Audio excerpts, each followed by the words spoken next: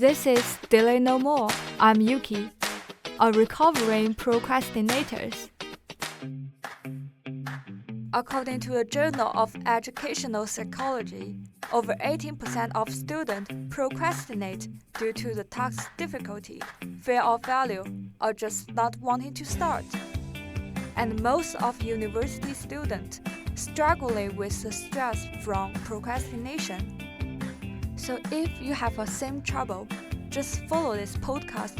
I will give you answers. Hi everyone, and welcome to this episode of Delay No More. I'm your host, Yuki. Today we will talk about an open secret among university students, the study procrastination. Be honest, have you ever said, I will start tomorrow, and then end up crying the night before the deadline, wondering, why did I leave it so late again? Don't beat yourself up. I've been there too. So in today's episode, we are going to unpack the truth behind procrastination and, more importantly, I will share 3 practical tools you can start using today.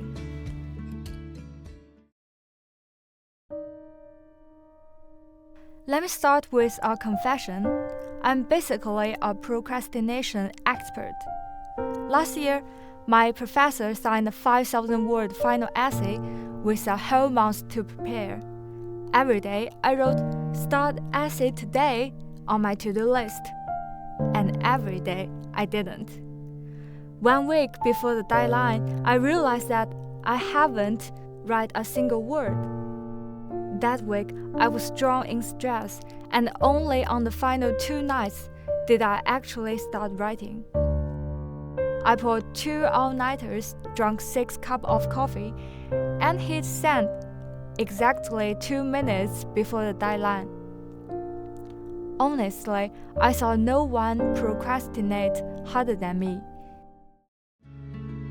But things are different now. I still leave things a bit later, sometimes, maybe 3 or 4 days before the deadline. But I haven't had to pull all night in a long time. I have learned how to manage procrastination. So now, let's do a quick procrastination checkup. There is some mini scenario test. Scenario A, you have got 2 weeks before an essay is due. You think, plenty of time, and open TikTok instead. Scenario B, exam are next week, but suddenly cleaning your room and doing laundry feels urgent and exciting. Scenario C, you sit in the library for 2 hours just to find the perfect study playlist. The textbook? Still on page 1. If any of this sounds familiar, congratulations, you're a classic university student.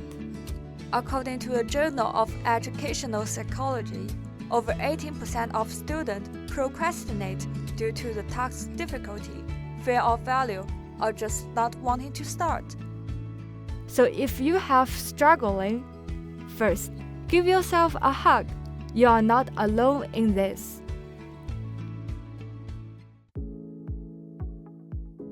But do we really understand procrastination? After a year of reading and self-reflection, I have discovered 3 major myths people believe about procrastination. Myth 1. Procrastination means you are lazy. Actually, procrastinators often work really hard, just at the very last minute. The problem is in our brain wiring. When facing a big, scary task, our emotional alarm systems scream, "Danger! You might embarrass yourself." Then the brain reward system kicks in. Hey, how about just 1 episode of the show? Myth 2. Time management is solution. I have bought time management books, download some apps, but honestly, they just make me look busy. Procrastination is less about managing time and more about managing emotions. Myth 3. Procrastination is a personal flaw. It is actually survival instincts. Back in old times, short-term pleasure helps us survive. Planning ahead? Not so useful when running for the predators. The problem is that instincts doesn't work well in modern academic life. Procrastination is basically your brain trying to protect you. When our tasks feel boring or hard, your brain shouts, "Escape! Do something that feels good now." Your emotional brain screams, "Let's run away!" Well, your rational brain quietly whispers, "We should study." Guess who wins?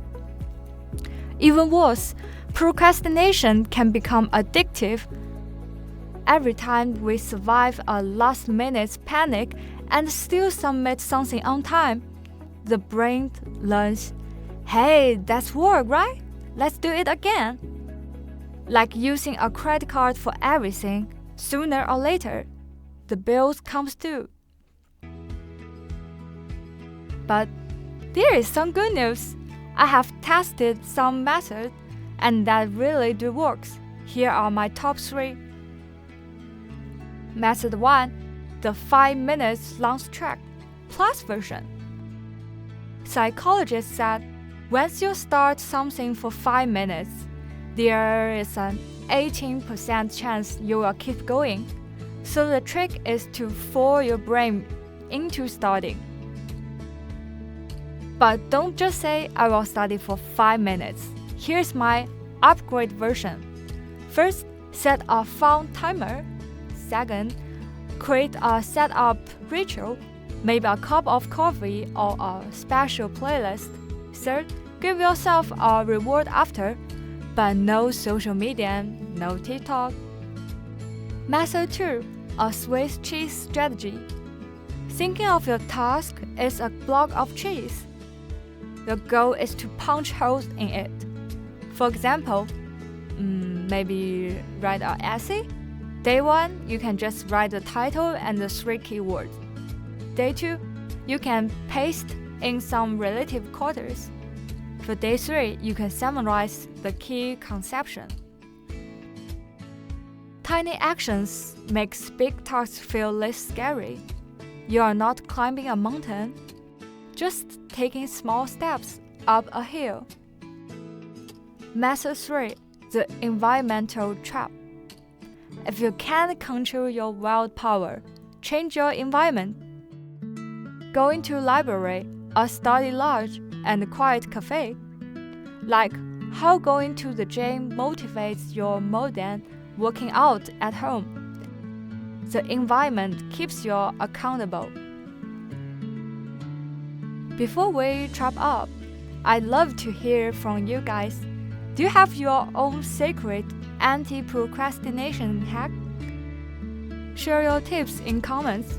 Your story might help someone else win their own battle. Here is final message I want to leave you with. Procrastination doesn't disappear overnight. It is more like building muscles in the gym. Progress is slow but real. Even now, I still procrastinate sometimes, but I have learned to be kinder to myself. So remember, forgive yesterday's delay, focus on today's 5 minutes. Do you still remember the method? Believe in tomorrow's growth. Now, here is a little experiment. Pause the podcast, open the document you have been avoiding. Just write a 1 sentence, then come back and tell me how it feels, okay? Next episode, we are moving to level 2, diving into the psychology of procrastination and learning how to outsmart it no more when I'm Yuki, to sneak back a recovering procrastinator. Don't miss it.